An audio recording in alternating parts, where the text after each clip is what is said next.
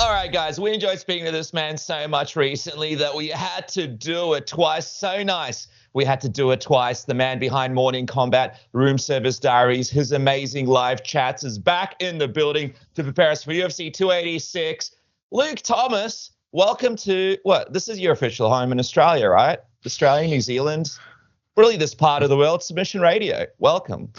Thank you, boys. Thank you for having me. Happy to be back. Happy to talk about some fights. You beat jury duty as well. Congratulations. I did beat jury duty. It took a while. Jesus, they really made me work for it. But yeah, they had me in there yesterday, and I had to sit there until 3.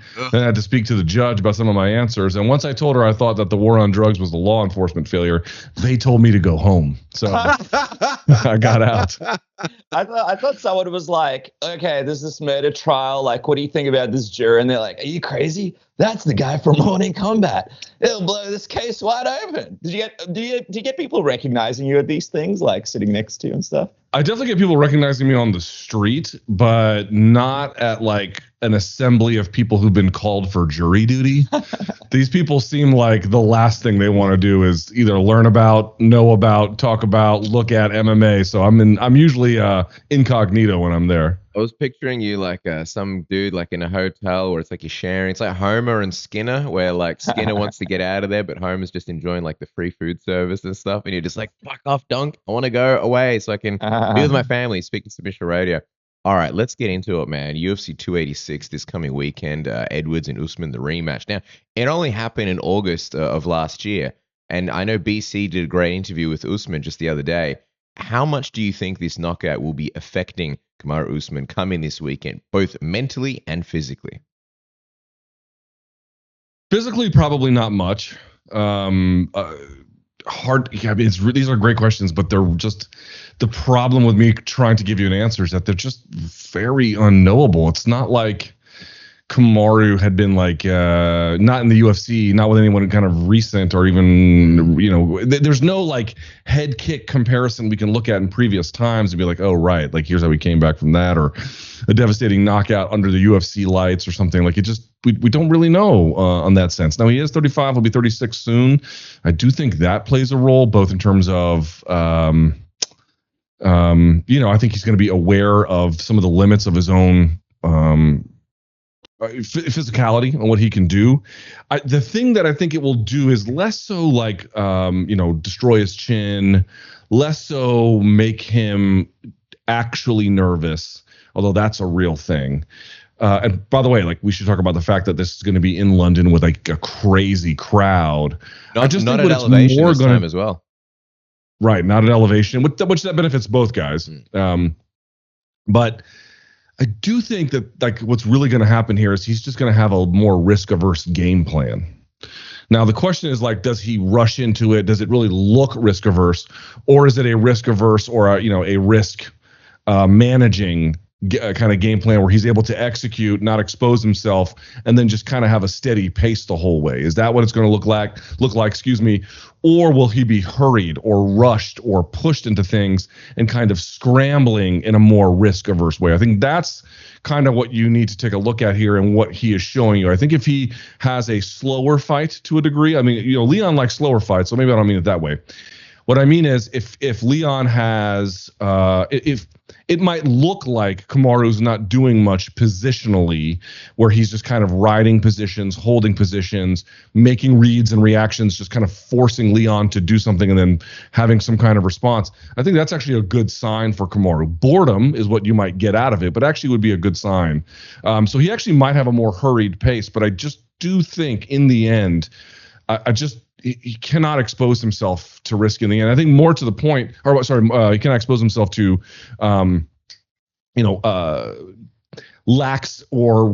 relaxed decision making. Like I think in the end, if you just look at that finish, it came from being loose with something called triangle stepping, and on top of that, what he was really doing was just giving Leon space and room, and like look where they are, right? They're kind of like not in the middle. They're semi to one side, but they're not up against the fence line when it happens, right? So you look at this. That's 1 minute to go. I think Kamaru was content to just kind of coast, to be honest with you, and not really put pressure on Leon. When you notice he's putting pressure on Leon, it's not like he's beating his ass, but he's definitely winning the rounds, right? He's getting him flat up against the fence. He's getting him to cover with his jab, and then he's, level changing underneath.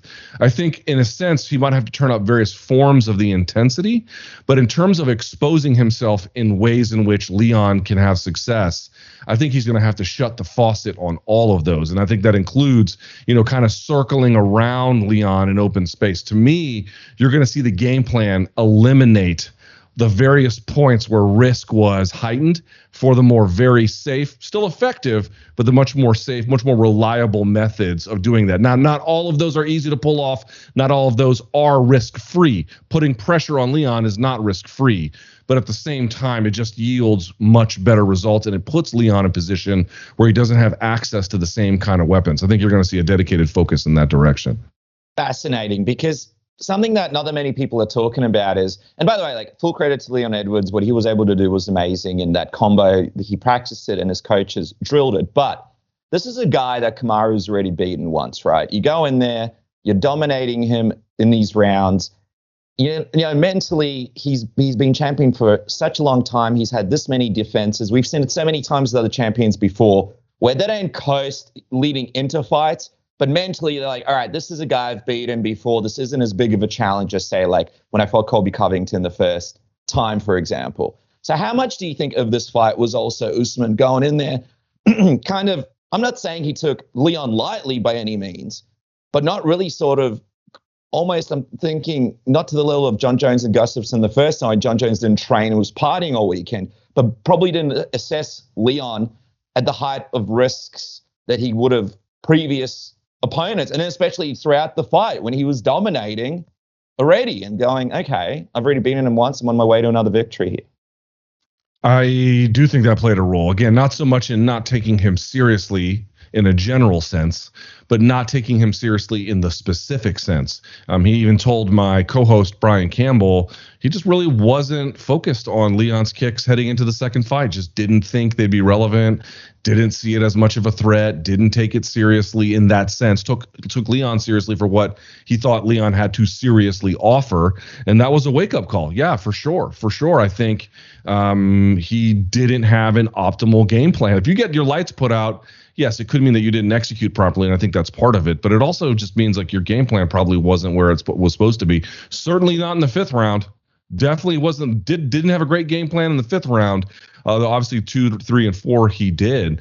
And there's something to be said for that, right? Like, I mean, if you go back and look at the first fight, as it went on, he just got better and better and better, or at least certainly more dominant over Leon. And as this fight went on, you kind of thought that was the case, although he had kind of taken his foot off the gas a little bit, obviously in the fifth. I just don't think if it gets that long, you're going to see the same mistakes unless he's really, to your point about the initial question, unless he's badly compromised from the physical damage of the head kick or is otherwise, mentally compromised and just too trigger shy and too gun shy to do anything really about it. But yeah, but it raises an interesting question. And it was something I've been thinking about, like, who has more adjustments available to them between the second and third fight? And my answer is actually Kamaru.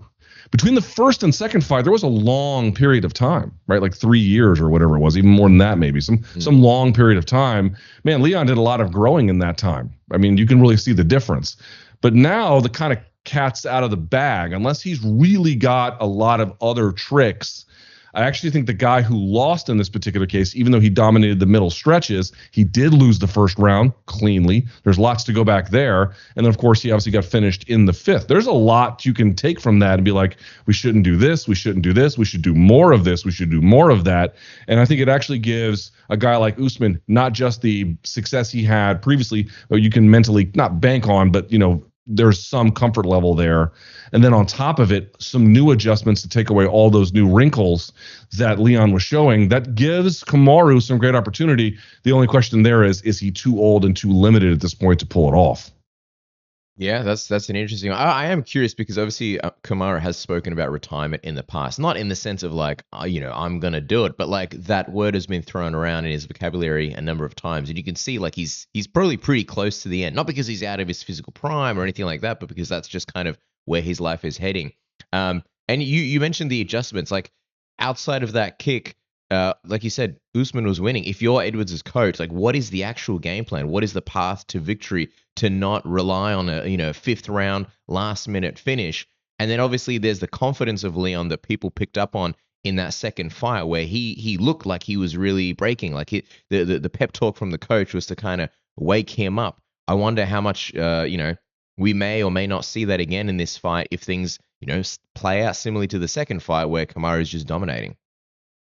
We could, yeah. Here's what I tend to think. I tend to think that Kamaru is overall better than Leon. Overall better than Leon. But Leon has like just a weird ability to humanize Kamaru in ways other guys just don't seem to.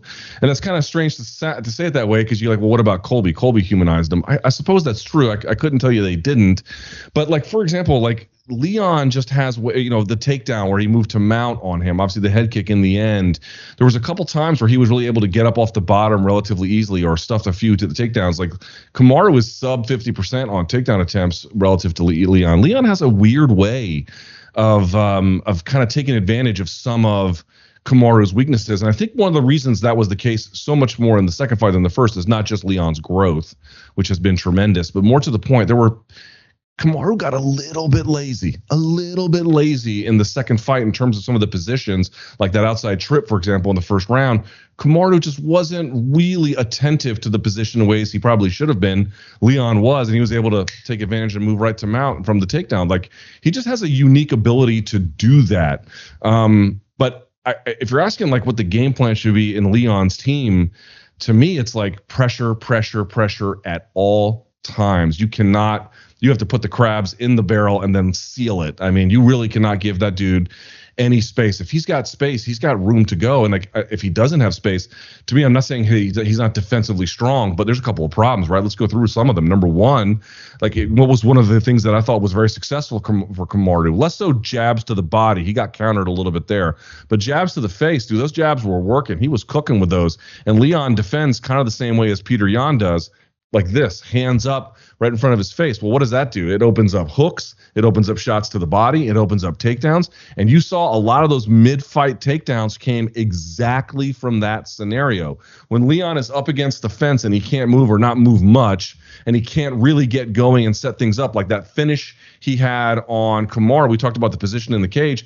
Look at Leon. He actually takes the back step first and then the first one to move into range that way. Well, how the hell are you going to do that if Kamaru's in your face and you're backed up all the way on the fence? It's simply not possible. Like, it physically cannot be done in that scenario. And so you just turn Leon into, like, the key is to turn Leon into a different fighter. He's a different fighter. Most guys are when they get backed up. I'd add one more, and I don't know if Kamaru is the guy to be able to take advantage of this adjustment, but one thing that Leon does when he stands underneath Kamaru is he just has a ton of back exposure. He gives up the back in that sense, or at least exposes his back to the ceiling, because he just sort of reckons that Kamaru's not going to be the guy to put his hooks in and really hold the position like a jiu-jitsu player. That's true. And I don't know if Kamaru intends to do that on Saturday, but you're asking, like, what are some opportunities to take advantage of? Boom, there's a big one. Back exposure. I'll be curious to see if Kamaru has any eye on that. I personally, like, I'm leaning to Usman in this one. I wonder if you are, but if Usman loses, do you think he retires? I think if Usman loses via KO, he probably does, or soon thereafter. I don't think if he were to get stopped again, to go from being on the, like, dude, he was 58 seconds away from tying Anderson Silva's record. Yeah. To go from that to being finished twice, and now you're because he couldn't compete again until he would be 36.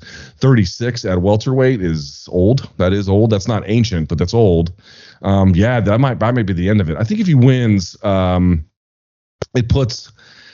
Listen, his time is limited no matter what. Yeah. But I think it extends it a little bit past Saturday, where he could fight, maybe Chimaev, if Chimaev's going to make 170 a thing, or Rakhmonov, or Gilbert Burns again, or whoever, Colby, whoever moves up into that slot. But yeah, I think if he loses, and then especially if he gets finished, I think that's probably going to be the end. Yeah, I'm with you 100%, man. Like, and it'll be kind of sad, like, especially considering how close he was to tying that record and some of the extra greatness that we expected from Usman. But Just quickly, guys, not everything is the end because March is here, which officially marks the beginning of what our friends over at Manscaped like to call fresh ball fall. I know you're loving that one, Luke. Oh, yes, the leaders in below-the-waist grooming are here to make sure that your foliage isn't the only thing shedding. It's excess leaves. Make sure to trim your bush with the best and let Mother Nature do the rest. Join the 8 million men worldwide who trust Manscaped by going to manscaped.com for 20% off plus free shipping with the code submission. Remember, lads, when you trim the weeds, the trees always stand taller. Isn't that right, Dennis? That's right, man. And while we're talking about awesome things that are happening right now, what about NordVPN's 11th birthday? Not only do you guys get a huge discount off your NordVPN plan, but they're giving away an awesome bonus gift as well. You guys can grab this offer right now, completely risk-free with Nord's 30-day money-back guarantee by going to nordvpn.com/submission. Just quickly, if you guys haven't heard of Nord before, Casper, hit him with a couple of benefits of signing up today. Dude, you got UFC 286 coming up this weekend. You got Edwards and Usman. We're just talking about it now. And like a lot of the great BT Sport preview, you can't watch it because it says this content is not available in your country. Well, with NordVPN, one touch of a button, your computer thinks now you're in the UK and you can have access to any BT Sport goodness. The same thing for like your Netflix catalogs. If you run out of stuff to watch on your Netflix in Australia, UK, America, whatever, you just switch to another region, all of a sudden opens up a whole bunch of things, and you can get things cheaper as well. You can buy the same flights, same destinations and everything, but if your computer thinks you're in a different region, the flights are cheaper. Dennis did it with the NBA League Pass as well. He didn't want to pay full price Australian prices, so he paid, I don't know, Filipino rates or something, and got it at cents on the dollar. Isn't that right, dude? That's right, man. So jump onto NordVPN right now. Click the link in the description below. Go to nordvpn.com/submission. But Luke, let's talk about just quickly what could be next for the welterweight division, because you mentioned Shavkat just before of maybe he gets that title shot next. Interesting to say now he's number 6 after that war that he had with Jeff Neal. It's hard to kind of not think about Edwards Shavkat here if Masvidal loses to Gilbert Burns, or if Usman wins, seeing as he already beat Burns and Masvidal. Are you thinking we're going to see Usman Shavkat if he can win it in London? I still think Shavkat is a long shot to get the title opportunity by virtue of how much distance there is in between. Also, don't forget, I mean, here's the thing. We're talking about 286, but 287 is not that far from now, April, 7th or 8th. Technically the second weekend in April. It's not far from here. And Gilbert Burns is going to be fighting, as you indicated, Jorge Masvidal. If Gilbert Burns wins and Leon wins, I think they'll probably make that a fresh matchup. Even if Gilbert wins and Kamaru wins, they might do the rematch on that one. Colby just isn't in a space to get it right now without taking another fight back to see where he's at. Don't know what the case is with Chimaev. That's kind of always the wild card because of the weight cut issue. So I don't know what's going to happen with him. So I would say that like Shavkat to me probably feels a little dark horse-ish. I don't think that they are looking at him as the next guy. There's just a little bit of, space between him and the top of that division. It's possible. I kind of feel like, or this, if Jorge wins, Jorge Masvidal beats Gilbert and Leon wins, I mean, it's obvious what they're going to do at that point, right? I mean, that's a no-brainer.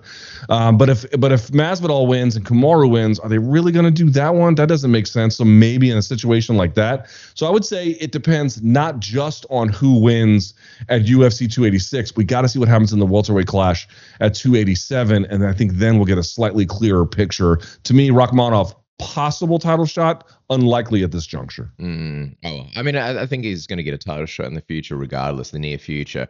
All right, we'll let you go in a segment, but dude, we've got to talk about Justin Gaethje versus Rafael Fiziev. A guy that I do the same thing too. Everyone's Brazilian when you're just reading the names again. You know? 100%. Anyone Rafael is always immediately Brazilian. Dude, do you think this could be like almost a passing of the torch? Because Gaethje's kind of part of this old guard. And he's phenomenal, right? Like, fighter. Everybody loves Justin Gaethje. But I'm curious how you think their styles match up, where Fiziev is just such a master of, like, distance and technique. And this really could be a showcase performance because of the styles where, you know, Rafael just... He says he wants to put on a masterclass and basically play with Justin Gaethje. He has some of the ability to do it. I mean, on the positive side, I think one thing that's really hard to quantify... Not that the PFL would help, although the PFL does measure this, which is kind of a waste of our time. But Fiziev is quicker, much quicker. quicker to get in, quicker to get out, quicker to land a strike, quicker to recoil, quick, very quick. And I think that's going to be a big difference, right? Like if you try to punch with a guy, you're probably going to lose. But I think from the trajectory of his punch, they're usually a little bit cleaner when they need to be. And then again, the speed of Fiziev is just remarkable. So I think that's going to be a big role. I think the other thing I'm looking at, guys, is distance, right? So at kickboxing range, people talk about, Justin Gaethje has defensive wrestling but doesn't use offensive. True. He does have some kicks. Obviously, the calf kick is a big one, and that's one he could go back to. But in the fuller range of kicks, I just don't think that that's an area he's going to be able to play too long with. One, Fiziev can calf kick. That's the biggest part. But obviously, he has very quick floor-to-head speed with his kicks. There's not a lot of wind-up, not a lot of added motion to it. It's just fast. It's quick, right to the target, bang. Very powerful. And he can do that from, in a much safer place to get away from Gaethje's boxing, which I do think is pretty formidable. Like if you're asking me who's the pure harder puncher and who's the more dominant puncher, it's Gaethje. Even now, I think it's still Gaethje. But who's the better striker, who's the quicker striker, and who's got weapons at different ranges, who's got more weapons at different ranges, it's definitely Fiziev in that case. You also brought up the fact that, could be changing of the guard. I still think Gaethje, here's the problem with Fiziev. Fiziev does get hit a lot. People don't realize this. In terms of strikes absorbed versus strikes landed, he actually has a negative differential. Now, it's very, very slight. He does land a lot, but he does get hit a fair amount as well. That could be a bit of a problem. But then you go back to Gaethje, and you're like, well, does he get hit a lot? Guys, he absorbs almost, not quite, 8 strikes a minute, statistically. 8 strikes a minute. That's like almost 3 times, that's 4 times more almost than what Islam Makhachev absorbs per minute, like 4 times the amount. Dude, at age 34 against a heavy hitter like this, I don't know when his chin is going to go, but Justin Gaethje has been very clear with the media since day one. He knows that fighting this style is going to have an earlier expiration date, and when his chin goes, it's just going to go. Is Saturday that day? I don't know, but even if it isn't, the speed and distance that a guy like Fiziev is going to be able to manage, I think gives him some real advantages in this contest. Well, it's fascinating here because if Fiziev can get it done, I mean, we're looking at the future of the division, a potential future champion. I'm wondering, man, like, do you think if he's able to get this done and if, Beneil potentially loses to Charles Oliveira, we see him jump straight into a title shot? Or do you think that this is a guy that you'd like to see sort of take a little bit more time to get to the title? And I guess, secondly, my question would be, I mean, when you look at Islam right now, he's kind of in this weird spot where he beat Alex, but Volko kind of people felt like Alex Volkanovski won the war. Do you feel like this is the right fight for Islam right now if Rafael does win? Because it's quite a difficult challenge for anybody who fights him next.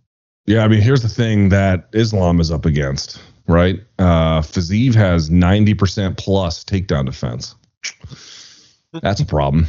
That's a big problem for him. Beneil's got good takedown defense too. I think in terms of who's going to get the title shot, again, it's sort of like the welterweight 286, 287 situation. Like we're just going to see how it plays out. I mean, here's the thing, dude. If Beneil ends up beating Charles Oliveira, how do you not give that guy a title shot? Like seriously, that would just be criminal at that point. Matchup as well, Beneil and Islam. Right, dude. Hello. Beneil is a live dog against Islam Makhachev. Make no mistake about it, right? So that's one. Fiziev is just another fucking complete hammer in a different way, but in his own right. So I do think that Islam should. I mean, listen, we're talking about guys who are like, man, that guy's a threat to the champion. Man, that guy's a threat to the champion. If you're dealing with a division where you can say that champion needs to defend his title there. I know there's been some talk, obviously, some interest in doing a rematch between Islam and Volk, and I hope on some level it does happen. But dude, Volk's got Yair to worry about. Maybe they're saying UFC 290. And holy shit, Islam, take a break, take a vacation, dude, because it's whoever you come back against, whether it's Volk, whether it's Fiziev, or whether it's Beneil. Now, if it ends up being Charles or it ends up being Justin, I think it's a little slightly different scenario. But if it's any of those three, holy shit, dude, any of those three can beat him. Any of those three can beat him. And that's a very, very tough place to be. I want to make sure that in terms of who will get it between Beneil and Fiziev, it's really hard to say. Like, I think it's going to be performance dependent, like not just winning or losing, but like how they look. And the winner there will get it. But boy, Islam Makhachev's got a tough 2023 in front of him. And I mean, not just to mention it, you know, the elephant in the room. Do you wait and see what happens with McGregor Chandler? Wait for the big money fight and a more winnable fight in Conor McGregor. The only way they could do that, and they might, is if they create a interim title, so that Islam can wait for McGregor. Because, man, if Fiziev wins and Beneil wins, and then they're told you got to wait till McGregor gets back in the pool, and then we got to wait 6. I mean, it's just, I mean, like, they could, of course, do the Brock Lesnar thing where they just put him in the pool and then right away give him a title shot. But even then, he hasn't even gotten back in the pool. Like, I don't know what's going to happen with that one. That one's all kind of weird. So if you're going to do that, like, what are Fiziev, assuming he wins, and Beneil supposed to do, assuming he wins, supposed to just wait around? They're probably going to have to fight each other, which is another insane fucking fight between, hammers. But, like, I kind of feel like it'd be wrong to just get them on normal pay for that one. I'm not one of these guys who's super opposed to the interim titles. I mean, I realize that they're just made up. Well, all the titles are made up, but these ones are especially just total fictions of nonsense, right? But the winner of that, when they head into the unifying fight, gets pay-per-view points. I think on a bare minimum, that's a good reason to put one on the line. So I would like to see that if they go that direction, but I really hope they don't go that direction. All right. Well, for all your content, guys, make sure to check out Morning Kombat. Of course, the UFC 286 pre-game with Chuck Mindenhall is another classic that you guys need to witness before you watch the event. And, of course, follow the man on socials, L Thomas News on Twitter, Luke Thomas News on IG. And, of course, the live chats are spectacular as always. Luke Thomas, thank you so much for joining us. So we're happy you beat jury duty and joined us here for the submission ready party duty ahead of the big event. Sweet. Happy to serve the country of the United States of America. Happy to serve the country of Australia. Serving 2 nations at once. How about that?